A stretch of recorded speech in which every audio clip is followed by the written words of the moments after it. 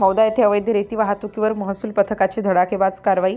Police station Mauda हद्दीतील तारसा bit येथे अवैधची वाहतूक सुरूच। पोलीस विभाग कुंभकर्णी झोपेत।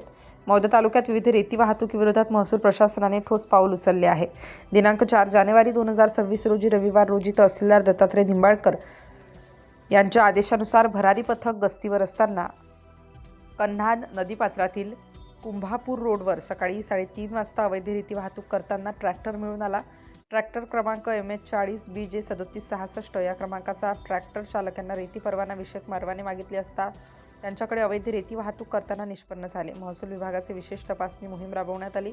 या दरम्यान ट्रॅक्टर क्रमांक MH40 BJ 3766 अडवून तपासणी करण्यात आली असता सदर वाहन अधिकृतरित्या अवैध एकब्रास रेती वाहतूक करत असल्याचे स्पष्ट झाले।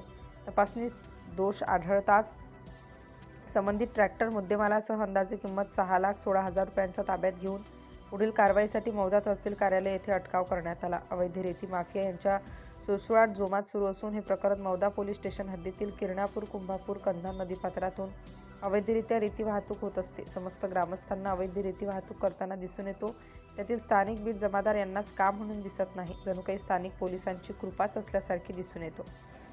येथील महोदय बीट जमादाराचे कर्तृत्व पाहून पंचांगच दिसल्याचे दिसून येतो। हा गैरप्रकार तारसा बीटमध्येही सुळसुळाट जोमात सुरू असून वरिष्ठ पोलीस अधिकाऱ्यांचे वचकच नाही, काही भ्रष्ट पोलीस अधिकारी आपापले हात ओले करून घेत असतात। ही चर्चा तालुक्याला चव्हाट्यावर सुरू आहे। ही संपूर्ण कारवाई नियमानुसार पार पाडण्यात आली असून अवैध गौण खनिज वाहतुकीवर आळा घालण्याच्या दृष्टीने ही महत्त्वाची कारवाई मानली जात आहे। ही कारवाई मौदा तहसीलदार श्री दत्तात्रय निंबाळकर साहेब यांच्या नेतृत्वात पथक प्रमुख मंडळ अधिकारी तारसा श्री नृपराज पर्वते यांच्या नेतृत्वाखाली करण्यात आली। ग्राम महसूल अधिकारी मुकेश नंदेश्वर, अमोल डहाके, वाहन चालक दिलीप राठोड, दिनेश अहितकर यांनी केली आहे। महसूल विभागाकडून अशा प्रकारच्या अवैध गौण खनिज वाहतुकीविरोधात पुढेही कठोर कारवाई करण्यात येणार असल्याचा इशारा देण्यात आला आहे।